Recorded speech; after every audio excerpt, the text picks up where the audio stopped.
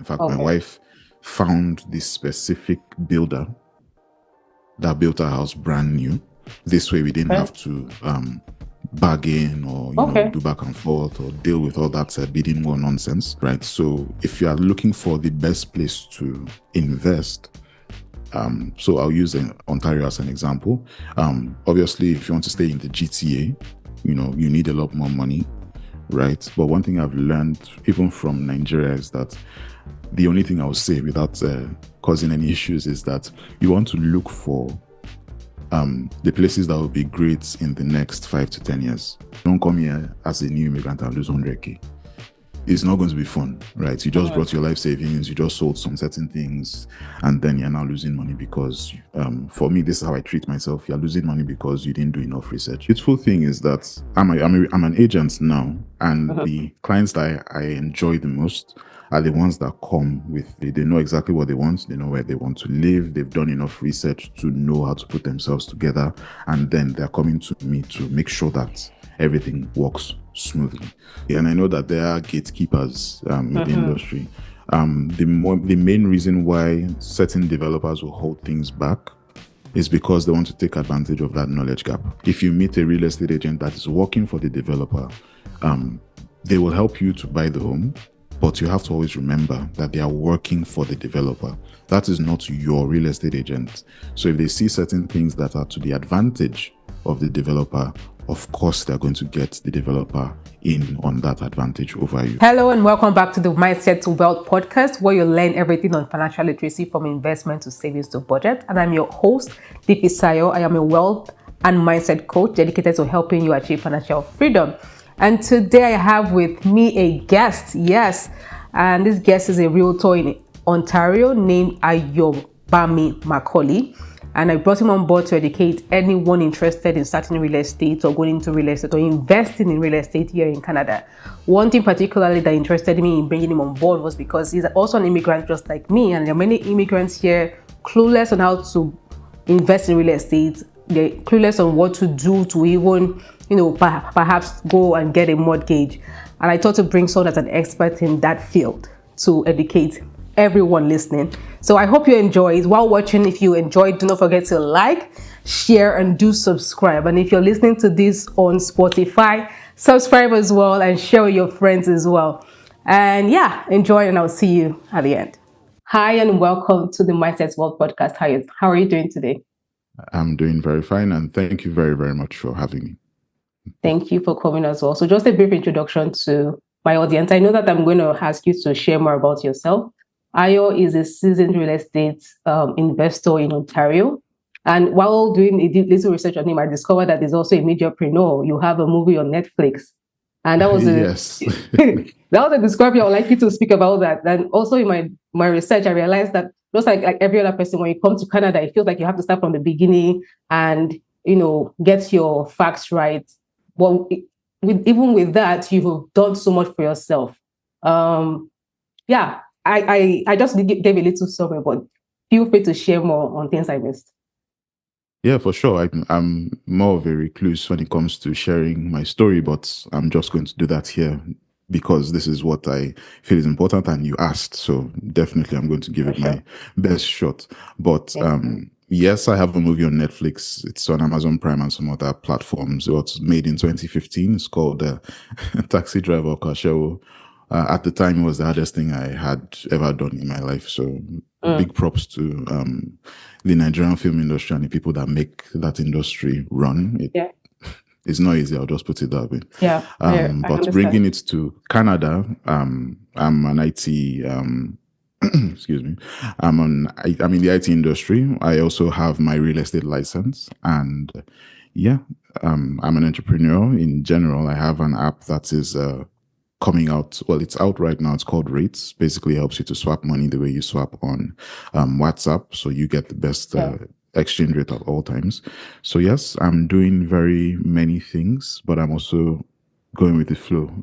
As I've learned very, very well not to fight the flow of my life. So whatever is in front of me, the opportunities that I see as I get older, I try to give it my 100%, and guessing that's kind of why I'm here. Yeah. Thank you. That was excellent. Thank you.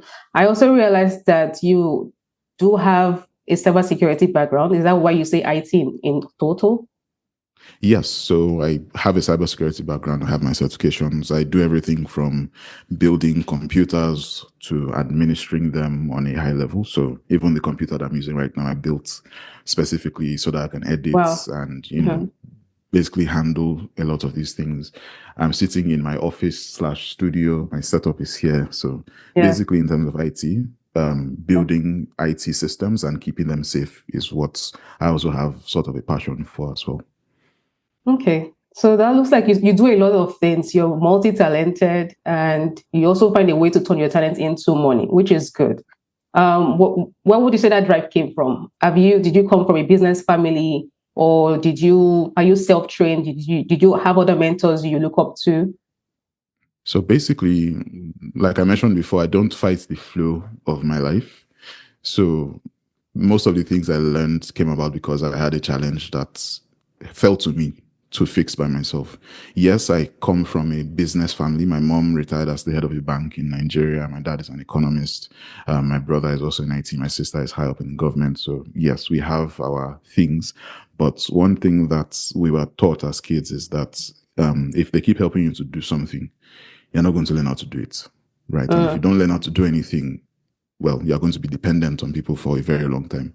If you're dependent on people for basic things, then that's how you lose your way in life at the mhm, end of the day. So, mhm, for example, I started an advertising business. We mhm. did photography, we did film with my partners and all. And then that's what led to the movie Taxi Driver Okosha, essentially, because the Yeah. opportunity came. They said, Mm, write the script, find the money, and that's exactly what I did. Hardest thing to do in the entire world, but that's where a lot of my learnings came from. Shipping in equipment that we used to film from the US, that entire logistics chain, I had to build that to bring in the equipment so that we can save money, right? Even for my business by itself. And while doing that, that's why I picked up a lot of these IT skills and then figured out, oh, okay, we don't need to buy a $5,000 system from the US at that time. I can build one right here. If I mm, don't know, I'll go to Computer Village and, find somebody to put me through, which is exactly what we did, excuse me. And that mhm, then went into cybersecurity because mhm. I remember we got hacked.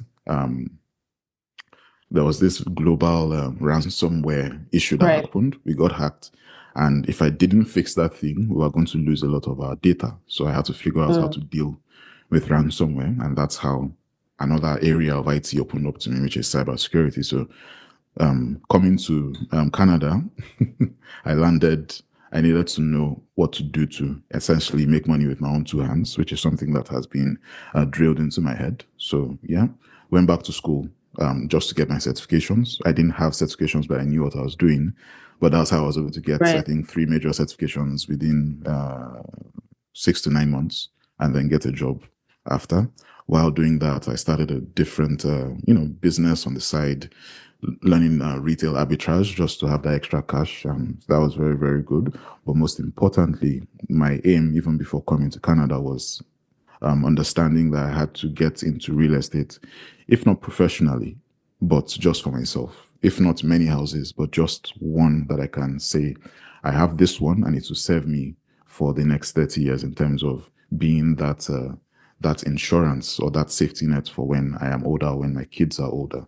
And then after figuring out how to do real estate in Canada, buying a house, my wife was like, look, all this research that you've done, just enter real estate and get this thing done because you're already doing it anyways, right? You've helped so many people buy homes, so just get it done. And well, here I am as a real estate agent with close to 3 years under my belt now. So yeah, Yeah, that's that's just a amazing. short story. Yeah, honestly, listening to you, I hear a solution provider.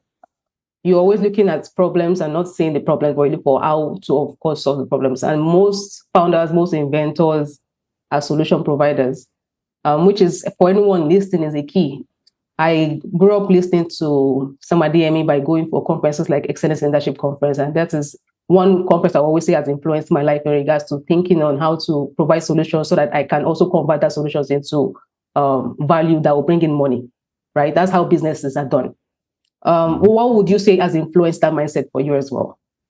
It's learning by trial and error. The most important thing that I learned through this entire journey is that my mind is not my friend. My mind is a tool that I use to get what I need to get, right? So it's not a mistake that anytime you want to do something big or you want to do something great, you start feeling afeared. I'm sorry, I said afeared. I get that. You Same, two start words in feeling one. Yeah, yeah. exactly. You start feeling afraid.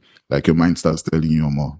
You can't really do this thing. There are too many things in front of you that you need to sort out. You know, it's not a mistake that your mind starts to tell you these things. This is natural. It's a Yeah. self-preservation mechanism that's built into us even from Yeah. evolution, right? Don't go there because it's dangerous. Don't do that because it's hard, and just try to stay in your comfort zone because this is where you know it's natural. So I learned not to beat myself up for Yeah. that because it's Yeah. normal. But after reading, like you mentioned, you have influences. I like to read autobiographies of the people that have done the things that I would like to do, right? And all of them, one thing that gave me very good comfort is that all of them acknowledged this fact as well. When you Yeah. want to Yeah. do something of any sort of magnitude that will change your life in any sort of way, your mind will tell you how far or more, calm down. Right? That's just the standard. Yeah. Where the rest of the evolution now comes is in you being able to say, I recognize that there are certain things that are tough and there are certain things that are impossible. Let me start with the tough things and then we walk our way to the impossible. What I found out is that most of the impossible things are not even real. They never even happen in the first place. So you're mostly dealing with the things that are tough initially, right? Now, when you get to the things that are tough, you now need to break it down small, small. You cannot swallow a whole plate of eba in one go. You have to Right. take Right. it small, small. You will get very, very overwhelmed, or I get very overwhelmed when I try to do everything at the same time. We are not designed as human beings to do things like that. We don't live in 24 hours all at the same time. You will run mad. We live it second by second, minute by minute. It's like nature itself is dripping time slowly into your existence. You will find a lot of fear and discomfort if you try to live all those experiences, most of which have never happened or will never happen, haven't even happened. You Right. will enter Exactly. into analysis paralysis if you try to do Yeah. all of that, right? So in knowing that my mind is not my friend, and in knowing that I need to take things small, small, essentially, I now figured out that with those two, you then need to be able to, how do I put it? It's a weird concept that I've tried to explain to myself, but I find it hard to explain to other people. Okay, yes, this is a very, very good way to see it. Whatever you get from that exercise is reality, and you end up shaping that reality, right? Whatever you think is what the problem is, whatever you limit Yeah. yourself to is where you're going to be, Yeah. right? Even right now, I have clients that have budgets of, I would say, hundreds of thousands of dollars. They want to buy a house, right? And they are constantly waiting for house prices to drop. Meanwhile, as a part of my service to people, I show them the trend that house prices never actually drop. They correct over time. They come down a little, but never to what they were last year Right. or Right. 3 years Right. ago. You know, it's an upward trajectory. But some of my clients are ardent believers in the fact that one day, this $1 million house that is in Oakville or in this expensive area is going to drop to Right. 500K, and then I'll be able to buy it. I cannot change that perception. I do not take time to change that perception. But if you live within that frame of mind, yes, you've accepted your reality, but it's not going to mesh with what is on ground in real life, right?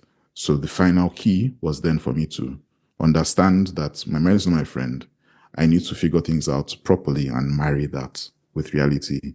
Once I have that, do it small by small, and you're pretty much good to go.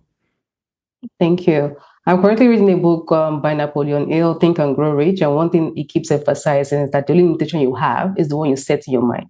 So your mind is the only limitation. So as far as you can dream, as far as you can see is what you can achieve. So what you just said just highlighted that key phrase. If anyone listening has not read the book, I highly advise that book. Now, in regards to being able to do so much and yet choose what to do part time, how do you prioritize? We're going to get into real estate soon, but I'm just curious for anyone listening that's perhaps also like wanting to, have big dreams essentially and wanting to, provide solutions in different areas in IT, in media. in real estate? How are you able to prioritize? How are you able to balance and still be a family man? Everyone listens is also a married man with children. So how do you balance that? So yeah, it goes back to not fighting the flow of my life. The thing or the opportunity arrived not because, yes, I was looking for opportunities. I am still looking for opportunities, but this specific one arrived at this specific time because I need to go and figure out how to find time for it. Right. As I'm getting older, I'm finding that these opportunities never really come twice. There will never be a chance for me to be, in quotes, this productive or figure out how to be this Mm-hmm. productive Mm-hmm. as I'm growing older, right? So the opportunity comes. It goes back to taking things small by small. Carve out a little bit of time to do as much as you can for certain things, of certain things, excuse me. And then as you grow, you will learn how to harmonize these things. You are not, nobody started, like you didn't get to where you are immediately, right? It took time. You learned one thing, you got good at it. After another thing came, because you are good at that one thing, you are able to combine this next thing. And it's always going to be a one by one situation, a small by small situation. Again, if I allow myself to be afraid of the future and things that haven't even happened yet, Yeah. then that would be my most limiting factor in terms of being able to do all these things concurrently, essentially. So to answer your question more directly, it's all small by small. Don't fight the flow. Understand one thing, move on to the next, and learn how to do them concurrently, and you'll be okay. It's not easy. I won't lie. It's very, very Yeah. difficult. Yeah. But these are your challenges. These are the challenges linked to your own DNA. So if there's anybody that's going to figure it out, it's going to be you. Would you say delegation is also an aspect? Because I know that's one thing that with time, as one grows, you would want to prioritize other things. That's okay. At this time of my life, I want to focus on what my core strength is so that I can delegate things that will take too much of my time to others. Yes, for sure. Once, like I mentioned, once you know something to a certain level, and you have expertise, then you are able to transfer that knowledge effectively enough to be able to delegate, right? That will be the next logical step. And you self, you will know because the work will become too much. You won't be able to manage it. And you should have enough revenue to a certain extent to be able to bring on someone to help you 10x your capabilities. So one blow, seven dies, essentially where you're going to, so once you grow to that extent, and this is one key thing that I would say businesses in general tend to neglect. Once you grow to a certain level, you have to realize that you can't do everything yourself. You then Mm. delegate and then Mm. learn how to be a manager of things and people as opposed to being Yeah. the guy running things all the time. Yeah. Yeah. Yeah. Thank you, Ayo. Now, where the reason why I got interested in bringing you on board was just the fact that you're a doer in regards to real estate. Now, most people come into Canada, as you mentioned, and start from the scratch. And that started from the scratch limits people's ambition. They don't see beyond maybe a care job. Most people are, for people who are listening and perhaps are not in Canada yet, there is something called the care job, basically where you take care of people who are limiting. So perhaps they can't eat themselves or they're old and they need people to take care of them. There are different kinds of care jobs. Now, people come into these jobs, they begin to do this job, they get comfortable. Perhaps when they were in Nigeria, they had businesses, they were very, they were doing well. But all of a sudden, they became so comfortable, and being comfortable can be limiting as well. Also, because in Nigeria, you have to fend for yourself. The light supply, you are the light supplier because you have to get generator. You are, you pay for your healthcare yourself. Everything is self-sufficient essentially in Nigeria. But here, you kind of have the comfort of the government paying like healthcare for you. Your light is constant. Now the job that you have is maybe $25 per hour, and to you that's okay. That's the most you've ever received compared to what you had in Nigeria. So it brings that lack of ambition in one's life. So when I see people like you that did not allow, I mean, from listening to you, it didn't look like you came here with a care job, but looking at the fact that your journey has brought you into doing real estate. Real estate is one of the biggest industry in the world. I've read books like Rich Dad Poor Dad, and in that book, you listen to Kiyosaki mention how his rich dad would advise him on real estate. So you can see that there's high yields in real estate. Now, I want to know. I'm curious to know your journey as to why real estate. How did you start for someone that is looking to start? And yeah, how has the journey been since the hurdles, the good parts? Yeah. So yeah, for sure. For real estate, it was a no-brainer for me. My application in my application to come to Canada as a permanent resident took about 20 months. So I really didn't have anything else to do apart from research Canada and figure out exactly what it is that I had to do to get some type of stability, like financial stability in Canada. Now, I think about 60% of people in Canada own homes, right? It's a stalwart of, financial stability even before me even finding out that metric, right? And in North America, if you do want to actually have any sort of stability, what I found out in real life was that you have to have some form of real estate. If you're not owning, if you don't own a house, excuse me, you are buying one and renting it out. You just have to have some involvement with real estate if you are really going to be serious about building that type of wealth that your kids can, feel and touch, and they can take advantage of whenever they need to. So, Yeah. with knowing that, I had to figure out how my own path in real estate was going to be. So, I spoke to my wife. We weren't married then. Well, yeah, we got married while I was waiting for my approval for my Yeah. application. So, I told her that, look, man, we need to do this thing. Even if it's just one that we need to do, let's find a good deal in a good area and lock it down, and then write this 30 years amortization period. That is the period that you need to pay back your mortgage, and yeah, use that as a retirement plan. That's how it just started, right? So my research led me to Toronto, obviously. When I looked at Mm-hmm. the Toronto prices as at 2019, I was Yeah. like, come on, this is Yeah. not where I don't Yeah. want Yeah. to Yeah. work so hard to buy this and then not be able to enjoy Mm-hmm. of mind, right? At that time, we were looking at 800K houses, in Yeah. Toronto. It was still in quote affordable compared to now, right? But at the same time, I didn't want to spend 800K on a home, Right. right? So I entered YouTube, started watching, started looking for people that knew better than me, which is Mm-hmm. something that you've mentioned before. That is very, Mm-hmm. very helpful, Mm-hmm. and I found London, Ontario, and did my research on London, Ontario and the environs, found a way to key in, found out how much we'll need. And then by the time I landed, I knew that, okay, we're getting a job, we're saving up every single cent that we can save. And Yeah. then we are executing this plan. And then we are done essentially. So that's just a quick story of just the mindset and the thinking that went into getting into real estate initially for myself.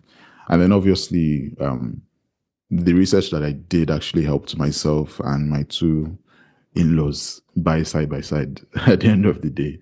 And Really? That must be yeah, nice. so we live side by side. That must be And the nice. property values Wow. have just gone very, very wild, right? So thankfully, we had a bit of luck with the research. Mm-hmm. Some massive companies are moving into the area, so property values are set to grow even further. So it was more of getting into real estate was more of a self-preservation tool in terms of trying to Right. preserve my finances, and then Mm-hmm. seeing that I already had this glut of research, it just made sense to pass that on to anybody else that needed that Mm-hmm. type of help, essentially. So you would say YouTube was the tool that basically gave you all the knowledge you needed, essentially. Oh yeah, definitely. So Yeah. went on YouTube. I struggled because it wasn't in my language. It wasn't like a Niger person was speaking Mm-hmm. about refinancing or Right. mortgage or amortization Mm-hmm. period. So I'll hear it on YouTube. It won't really make sense to me, but I'll know that it's important. Then I'll go to maybe Google and start doing extra research and try to explain all those terms in an immigrant's language, in my own type of language at that time, so that And there was I no, don't was there put AI like then? Sorry, there was was there zero AI, AI? zero AI, right? Okay. So the main objective was that I don't put leg where the ground is not solid, because as an immigrant, you hardly survive those types Mm-hmm. of things. Don't come here as a new immigrant and lose 100K. It's not going to be fun, right? You just Mm-hmm. brought your life savings, you just sold some certain things, and then you're now losing money because, for me, this is how I treat myself. You're losing money because you didn't do enough research or you didn't explain things properly to yourself. You're basing your entire financial life on faulty information. For me personally, and I Mm. don't treat other people this way, but for me personally, it's unacceptable. It's very, Yeah. very unacceptable. So it was just very, very imperative to have that knowledge on a very, very deep and grounded level before putting my leg out to do anything. Okay, so just to recap, you started doing your research in Nigeria. You got the knowledge for a lot of the things you needed on YouTube, and immediately you got on ground. You found buyers. Sorry, you found sellers. Was it that easy to get a seller? And you know how to bargain, because I know it's my just a little understanding of real estate here in BC. Sometimes, of course, you need an agent, but it didn't sound to me like you needed an agent. You just went straight direct. How did you pass all those middlemen at the beginning? So beautiful thing is that I'm an agent now, and Mhm. the clients that I enjoy the most are the ones that come with their own. They figure out exactly what they want. Essentially, they know exactly what they want. They know where they want to live. They've done enough research to know how to put themselves together, and then they're coming to me to make sure that everything works smoothly. So that was the type of client that we were to our own real estate agents. In fact, my Okay. wife found this specific builder that built our house brand new. This way, we didn't Okay. have to bargain or Okay. do back and forth or deal with all that bidding war nonsense. She found that place, the place in the city that we wanted to live. And then the real estate agent brought that experience to make sure that they Mm-hmm. didn't set foot wrong, because there is Right. knowing that doing your own research as an individual, Mm-hmm. as a buyer, and then there is having a real estate agent that knows exactly what's going on to help you to navigate things so that you don't lose your money, essentially. Mm-hmm. So yes, we came with our research. We knew exactly what we wanted to do, and then we used the knowledge of somebody that knew more than us to Yeah. get things done properly. Yeah. Thank you. And would you say you can practice here in BC with your license or just in Ontario? No, it's just in Ontario for now, but I do know that I have quite a few clients in BC. If I get enough clients, I'll just get my license in BC and go from there. But for now, I get my clients prepared, get them sorted out with a mortgage agent, a lawyer, and help them put their plans together. And then I refer them to real estate agents that I trust in BC that will not take advantage of them. Okay. The reason I'm asking that question is I know a couple of family friends that have been interested in investing in properties here, not even from the development point of view, meaning when you're about to build maybe a condo or a group of apartments, we're going to drop some money, hopefully, so that when the apartment is fully done, we get return on investment. But because we know people that are interested in doing that, myself and my husband went to do some groundwork to speak to some developers, but it seemed like a close knitted community. We couldn't access anyone. It wasn't that easy. So that's also why I'm curious. So, how come it was so easy in Ontario? Is it different, or is it is this something that we need to know? So it's not exactly easy, and I know that there are gatekeepers in the Mm-hmm. industry. The main reason why certain developers will hold things back is because they want to take advantage of that knowledge gap. Yeah. Right. That's the main reason why any developer will hold anything back from you. You want to do certain things. If you meet a real estate agent that is working for the developer, um, they will help you to buy the home, but you have to always remember that they are working for the developer. That is not your real estate agent. So if they see certain things that are to the advantage of the developer, of course they're going to get the developer in on that advantage over you, right? At any time, excuse me.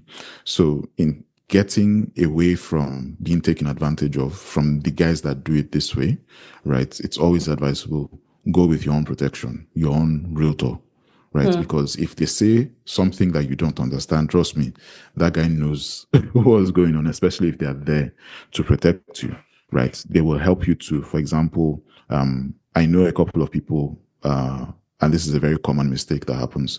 If you sign a deal to buy a home with a developer, the developer will tell you to go and find a mortgage agent and a lawyer to help you read that contract. That is by law. Now, the time that they've given you happens to work in two ways. If you don't get back to them in like 10 days, for example, that you've gotten someone to read Yeah. this contract and explain it to Yeah. you, if you don't get back to them in 10 days, for example, then the deal is off. Your contract is cancelled and you get your deposit back, right? There's also a flip side to that. If you don't get somebody to read your contract for you, as a maybe a lawyer or a mortgage broker to get things sorted, and you don't get back to them in 10 days, that contract goes forward, whether you like it or not. Oh. So imagine them hiding so many clauses in that contract Yeah. for you Yeah. that you can't hope to understand without a lawyer. You can't Yes. hope to understand how to get a mortgage without Yeah. sitting with a mortgage broker that is not working Yeah. with a bank, by the way, because Yeah. brokers that work with the banks are, focused on getting the bank Yes. money. Yes. So you Yes. need Yes. to work with a mortgage agent that can speak to as many of them as possible. So much So germs. You're giving us so much germs. Go ahead. Sorry. so if you enter that type of situation and you don't have your protection, that Yeah. is typically how they take advantage of people. And that's when you hear horror stories of people looking for hundreds of thousands of dollars, 10 days to closing, and they don't know what Mm. to do essentially. Mm-hmm. So yeah, you always need to work with someone that can fight for your own interests at the end of the day.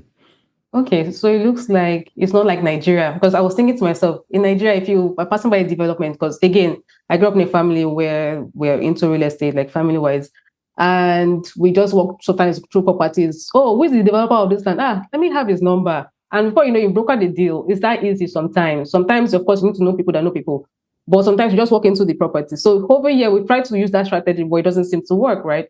Now, what I'm hearing is you work with a real estate agent, essentially. Yes. You need to, not just any real estate agent, but somebody that understands your language, which is why my Instagram is the way it is. Someone that understands exactly how to answer your questions in a way that you can understand. Right? In this situation, English is not English. There is Niger and there is English. Right, right, right. Right? So if things are not explained to you from a Nigerian perspective, like this Mm-hmm. thing that you brilliantly explained now, you go to, in Nigeria, you walk into the developer's place. They also have their own agents, by the way. They're also helping you, but you have your lawyer at the very least in Nigeria to help you to do certain things, Mm-hmm. right? And here it's pretty much the same thing. It's just that the consequences are much more catastrophic, Mm-hmm. essentially. Here, so working with somebody that understands how to explain things to you in a language or in a format that you understand and you can improve on, which is what I try to get my clients to do. That is what will be the best for you.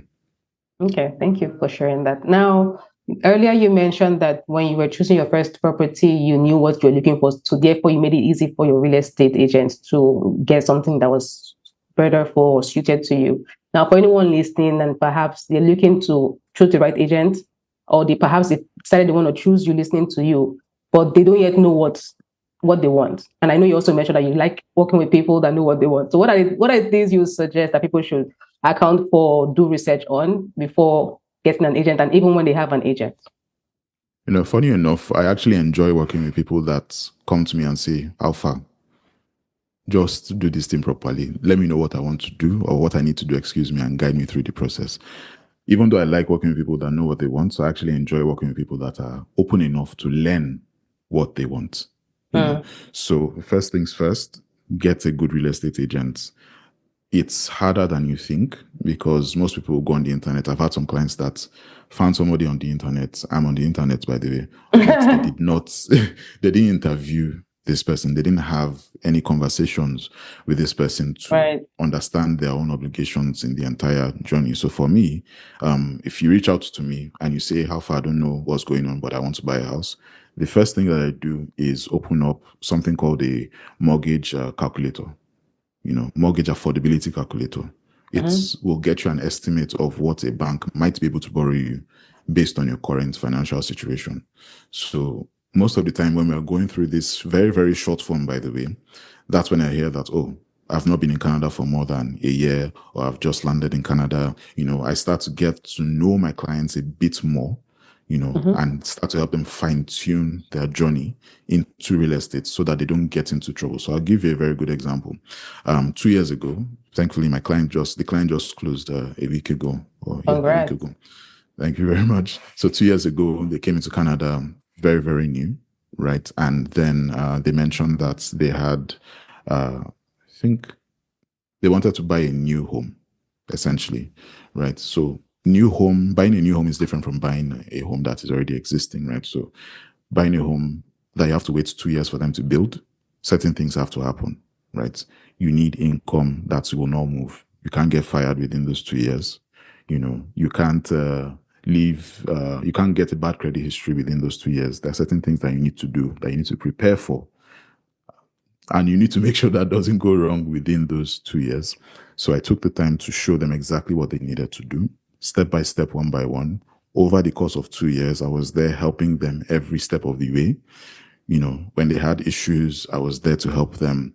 And the issues that they had were solvable to a large extent because we did that initial groundwork of looking at what they can afford and seeing how they can most easily, based on their own profile, get into the market. So if you're working with somebody and you find somebody on the internet, if they don't take the pains to personalize your real estate journey to your own specific situation, introduce you to people that you can trust in terms of mortgage agents and lawyers, then I would say you might want to, you know, not place your entire weight on the ability to guide you through this thing, right? If they're not already giving you that full service and showing that they care about your financial well-being from the get-go, then I would say most likely find someone else. Mm-hmm. Okay. Now, for people listening and they are wondering that real estate in Canada means debt, because coming from Nigeria, most times you drop cash for everything. That also is a hurdle for most people to pass. I know you mentioned a bit of that at the beginning in terms of mortgage. But for the people who still haven't been able to figure that out in regards to why do I have to do debt? Is it even compulsory? Because sometimes they have the cash, but because of the system, you have to do that. Number one. Two, people also have the mindset that having a mortgage is not a sure way to build wealth. There are different ways around this. So I hear, because I really consume a lot of knowledge in regards to people saying, okay, people like Elon Musk or Mark Zuckerberg pay themselves $1 and essentially they're spending from their equity, meaning they get a loan that is equal to whatever equity that they have, and they use that loan to buy or to mortgage their house. And of course, the monthly payment is either expense from their business or is also from the equity. Like there's a whole mathematics behind that. I'm coming back to people who are not billionaires, and they don't quite understand how that works. Do you have an ABC guide? And the second part of this question is it truly wise to go into debt when you're new in a country? Because truly it's going to be, as you mentioned, 30 to 20 to 30 years worth of debt. That is scary for most people. Myself and my husband were like, okay, well, we're living a debt-free lifestyle, those kind of thing. Like, again, based on all that I know, finance is personal. Everyone has a goal. Your goal might be to reach first $1 million and you're good. Your goal might be, I never want to be in debt and you're good. But based on your experience in the industry, I've said so much, but let me know what you have to say in regards to that. No worries. So I understand exactly what you're saying. I say Nigeria myself, like we don't do debt in Nigeria. It's almost embarrassing to have debt where we come from in Nigeria, right? We don't borrow, where we can help it either ways. We don't do any of Yeah. that. But in learning over those 20 months and even before that, understanding how things work in North America, if you do want to build wealth, and you want to do it in a timely fashion, and you want to do it in a way that inflation will not corrode or remove the value of your money or your assets, you're going to need to get good debt, not bad debt. Yes. I have a lot of information about this on my channel, broken down, in a way that we can understand, right? Not that it's not that it's simplified, but if you be in Nigeria, you will get them, right? I've explained it in that way Yeah. for you, right? And even people, I have a Colombian client that watched the same thing and he understood it, right? So I've not limited it to just being a Nigerian, but if you're an immigrant and you've not been in this system, that Instagram page was built to help you understand these complex things in a language that is easy for you to grab. But with that being said, obviously, when I came to Canada, or before I even came to Canada, understanding how debt works in North America is very, very important for me, especially reading all these books and seeing how all these guys have done it. Right. So going back to good debt and Robert Kiyosaki, there's good debt, there's bad debt. Unfortunately, what's the thing that most immigrants are afraid of is what they end up doing at the end of the day. So when you land in Canada, or you get a credit card, or you get car loan, you don't arrive, ball out, do what you need to do, right? Yeah, that car loan is already debt. The credit card that you're using every day is already debt.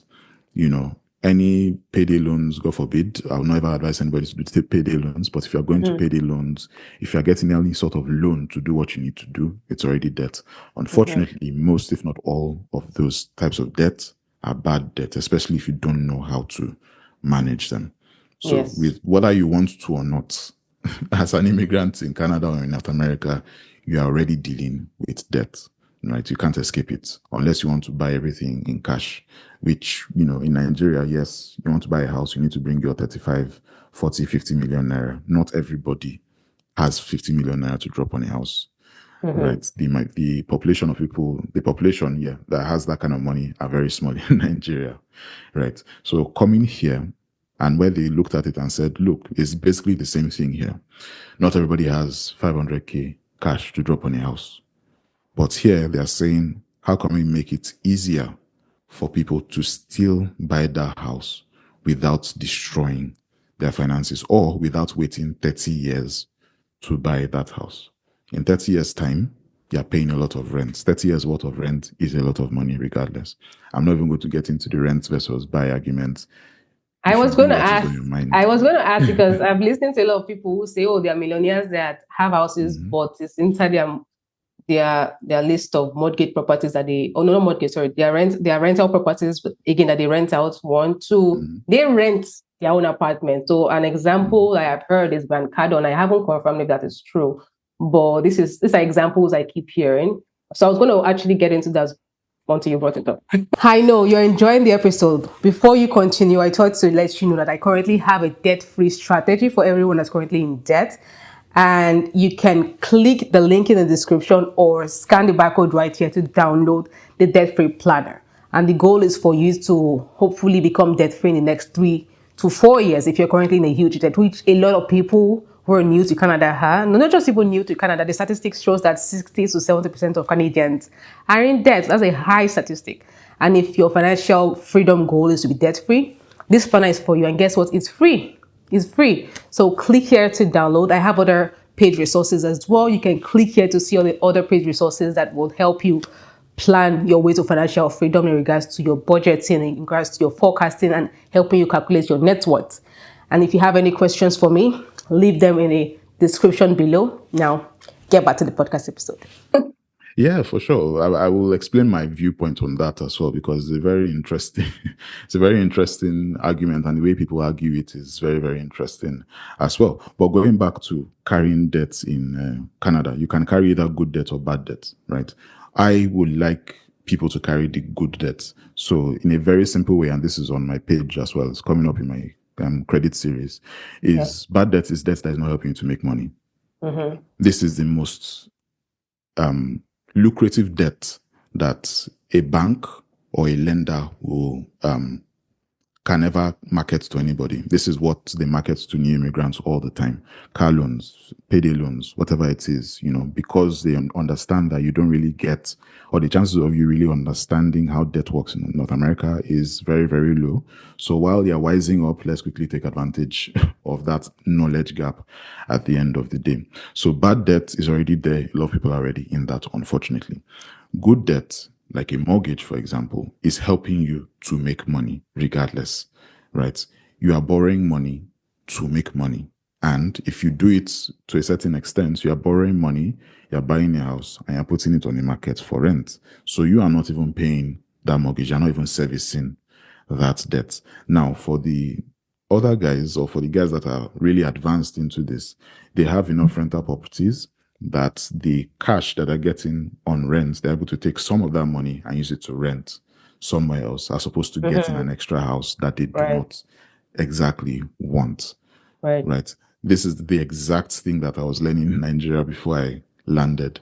Right. Some people do that. Other people want to own their homes because they don't want rent or any of those things to be disturbing them. Other people will rather rent because they want the landlord to be taking care of anything that spoils and they can Exactly. live pretty much Yeah. anywhere they want to Yeah. live. Yeah. So, yeah, I would say very, very strongly don't be afraid of debt. I'm from Nigeria. I believe you're from Nigeria as well. Yes, we came up in a debit card system, right?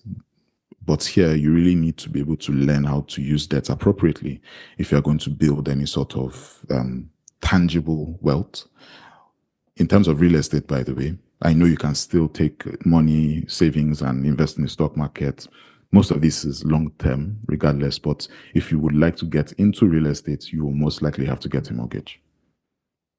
What would you say to someone who says, I want to save 80% of the cost of the house and I currently have 50%, so that I can just mortgage 20% and I know that I would pay that on off?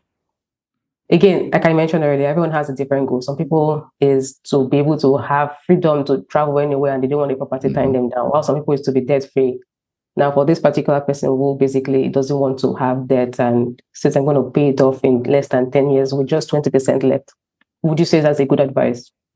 Yeah, for sure. I mean, like you mentioned, this is a personal journey for everyone. So if you've saved, I believe in the example you mentioned, the person has saved 50% of the money, right? And you want to put 80% of the money down and then get a mortgage for the remaining 20.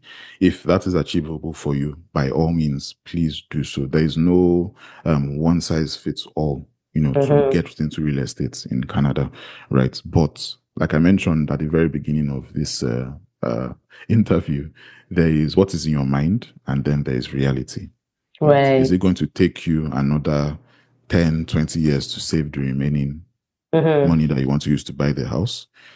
If that is the case, not a problem. If you are willing to wait that long, and if you are willing to save at a pace that is higher or at a faster pace than inflation is eroding your savings, then at least you know exactly what you need to do to get that done. There is zero rush to get into real estate. It's great if you are willing to get in early and use the time that you're using to pay back your mortgage to grow your equity and your assets. But if that's your plan, all I'm asking is marry it to reality and you're good to go and nothing else changes. Okay. I'm thinking to myself, what are people that worry about losing their jobs? Because again, when you think of someone losing their job, there's a mortgage payment already that doesn't care about whether or not you have a job. And then it basically puts you in the paycheck to paycheck cycle. Perhaps if you don't have the money well managed, maybe you don't have emergency saving funds or you don't have extra savings for whatever it is you have planned in your life. And then you, for some reasons, find yourself fall short. That's a real problem. And I have conversations with people who share separate thoughts on whether or not to buy houses or whether to buy houses because of this exact reason. Um, because they see themselves as working for the bank. Because at the first few years of your mortgage, you're paying interest most of the time, not even the cost of your house. Yeah, what would you say to that? So fear is a very natural response to pretty much most things. I won't say everything, but and this is actually a video that I've made that's coming very soon. If you lose your job while you're paying rent, what happens? Good Right. question. You get a new job. You get a new Yeah. job. If let's say, for example, now you have a family and everything is going well, you're renting a home, you lose your job. You still have to make your rent payments regardless, right? If the house is your own, you have to make your mortgage payments regardless. I won't go into the nitty gritty of these things, but the effects are almost the same. I know some people will say, oh, you can take your family and go and stay with somebody else for the meantime while you're, getting your feet together, but if you own a home, you're pretty much able to do the same within that same context, essentially, which is why I said the rent to own argument. It will pan out based on the reality you choose to accept at the end of the day, Mm. right? If you believe renting is great, there's no point arguing with somebody else thinks that buying is great, right? That's your own personal thing. You're not the same person. You will never be the same person. You will never be in the same circumstance. So do what works for you, but always, always marry it to the reality on ground. Okay. Where are the best places to invest now? Ontario, BC, US of A. What's your expert knowledge saying? So there are always pockets of places that you can invest, and these pockets change from time to time. So I wouldn't, outside of a certain criteria, I won't exactly hunt for the best place to rent because it's a very, very general question, and I get the question. Best place to To invest, excuse me. invest. Okay, okay. Yes, best place to invest, excuse me. It's a very general question, and it's something that you need to personalize to yourself. I bought, or we bought, a home in a place that most people have never heard of before. Right.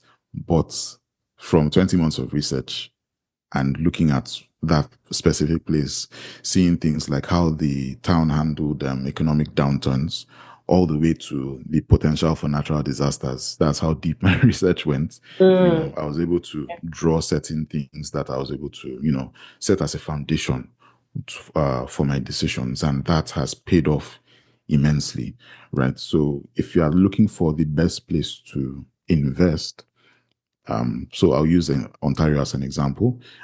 Obviously, if you want to stay in the GTA, you need a lot more money, right? But one thing I've learned, even from Nigeria, is that the only thing I would say without causing any issues is that you want to look for the places that will be great in the next 5 to 10 years, Right. right?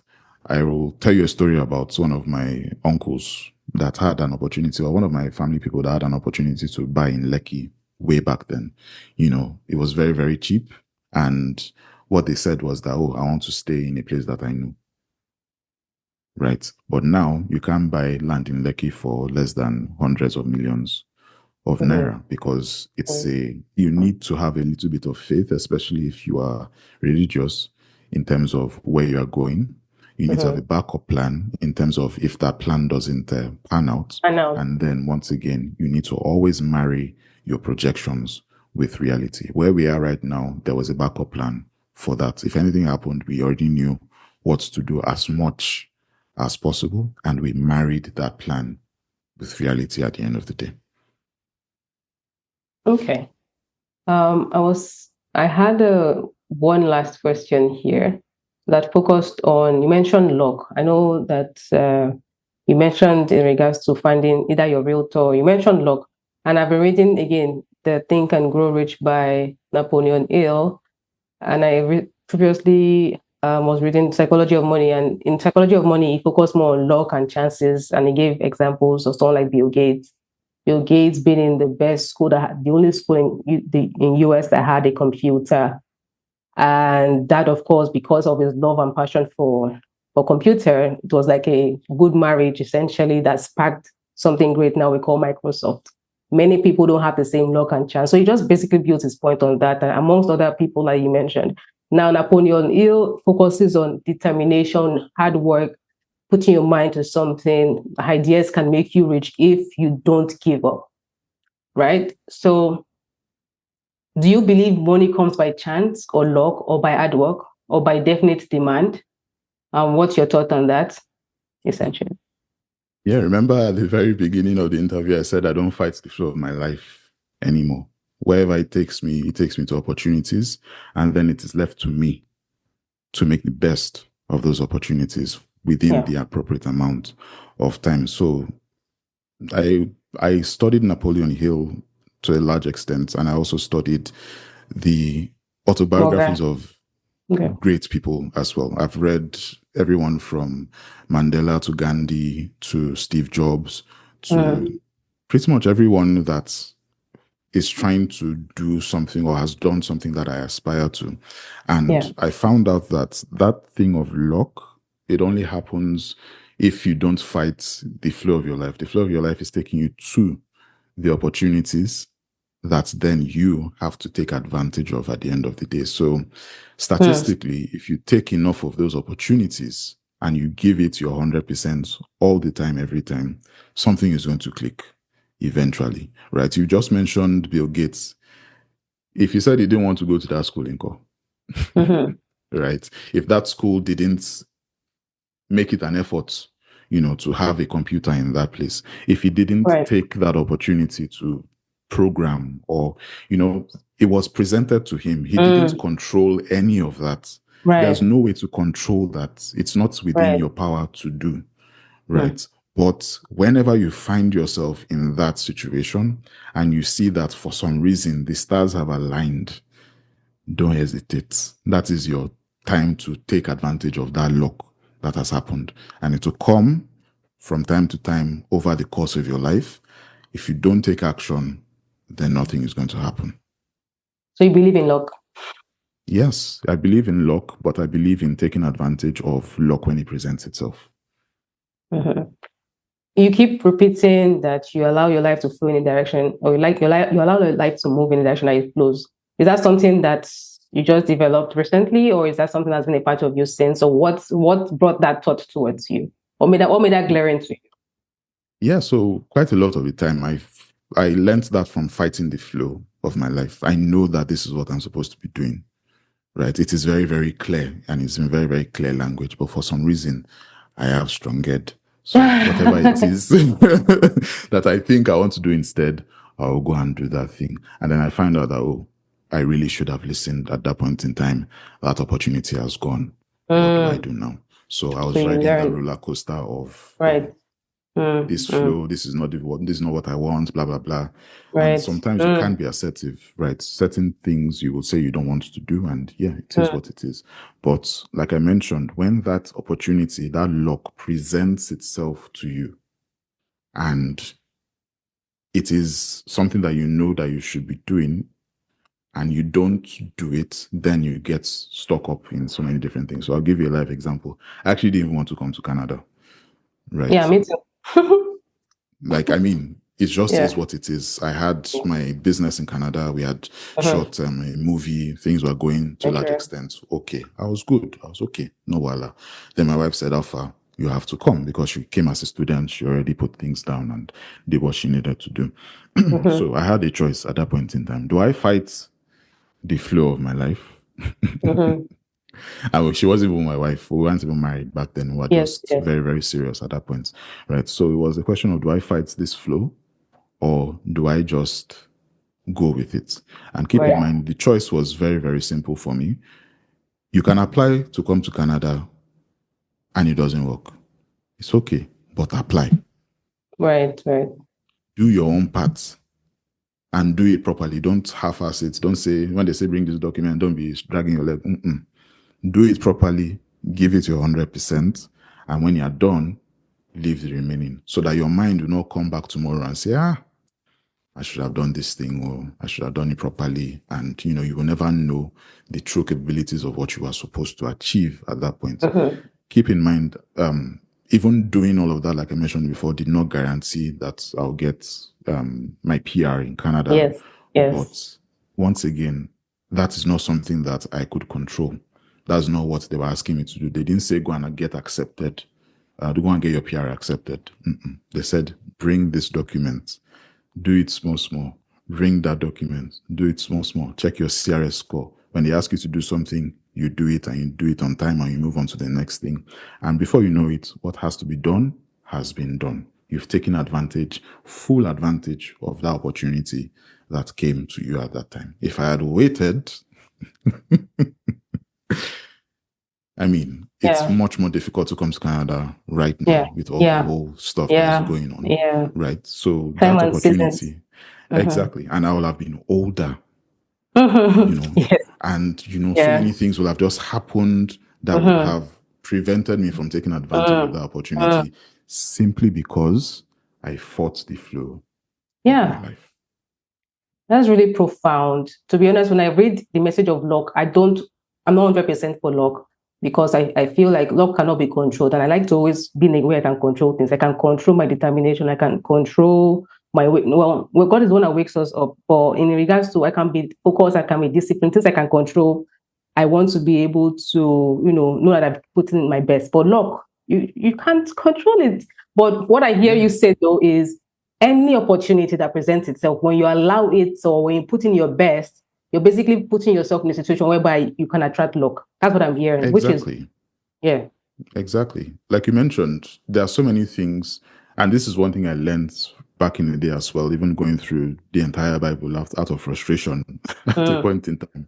Right. yeah. So as a human being, I'll now speak for myself. I have 99% agency, right? I'm supposed to do a lot of things by myself because I am the human being, right? But you see that 1%, just leave it for God Right, or for right, whoever you right, believe in, because it's right. not yours to control. That's the luck that people speak of, I believe. It's not yours to control. It will be there. And when it is there, take advantage. When it's not Take there, advantage. you keep on walking, right, Yeah. until you see it there. But don't, and this is a personal message that I understood, I won't live my life worrying about things that I can't control, because that's energy that I can use in dealing with things that I actually can control, right? So, Yeah. My husband says something similar too. So again, thank you so much for your time, Ayo. I know it's been 1 hour. 1 hour has come and gone just like that. Is there anything you want to say before we go? And if you had $1,000 only to your name, what would you invest in? So that will be your last advice to the audience. yeah, so only thing I like to say is thank you for having me. Really, really appreciate you taking the time to speak with me. And if I had $1,000, only $1,000 to my name, I'll still follow the same principles. Set aside emergency fund, and then set aside funds that can help me become somebody that knows what to do with the remaining money, essentially. If something goes wrong, you have an emergency fund, but you need to also invest in yourself so that you can understand how Right. to grow the rest of the money. All right. Thank you so much. How can people find you? Instagram, YouTube, websites. You can share them in details because people will be listening as well, not sometimes watching. Yeah, for sure. So on Instagram, that's the fastest way to find me. Let me look up my handle again, because No I problem. think I've changed it a few times. So it's Ayobami Mac, AYOBAMIMAC on Instagram, and that's the easiest way to reach me. If you want to reach me on WhatsApp, I have my business number as well. It's 226-577-7366. Almost made a mistake. 226-577-7360. And yeah, happy to chat and happy to get you where you need to be, real estate wise. And one last thing for your REITs Instagram page, you can also promote that. Oh, yes. REITs. So it's Rates app, REYTS app on Instagram. We have all the information you need to do to swap your money peer to peer. That's the same way you swap it on WhatsApp, where you get the most and the best for your money because you control the exchange rate. That's exactly what we're doing on rates. And we're doing that because we want the community to have the most possible money in their pockets at the end of the day. Yeah, I love that. I love when people are creating solutions. I feel like we might have a whole different podcast on REITs, depending on the suggestions we hear from audiences. But today was focused on real estate. I know I've learned a lot, and I hope you have as well. Thank you so much, Ayo. God bless you, and enjoy the rest of your day. Thank you very much. All right. Yes, if you enjoyed this video, you know what to do. Leave a comment. I want to know what you think. What was the highlight for you? I learned for sure a lot of things listening to him in regards to real estate here in Canada. And just putting in your best. He had a saying where he didn't fight where life was taking him towards. Basically, one thing from that will be just being aware of what your season is and what you need to do part time, and putting in your best. If you want to learn, if your new season is saying real estate, go and research more on real estate. If your new season is saying come to Canada, do your research. Don't go into things blindly. That's one thing I took out. I took out a lot of things. So let me know in the comment section, what did you take out? What was your highlight? And do not forget to leave a thumbs up. That is one way YouTube can tell others that this video is valuable so that they can share with others as well. And subscribe. If you have not subscribed, what are you waiting for? Subscribe. And yeah, you can click here to watch my previous video where I interviewed a lot of people on the street, asking them about their investment strategy if they had just $1,000 to their name.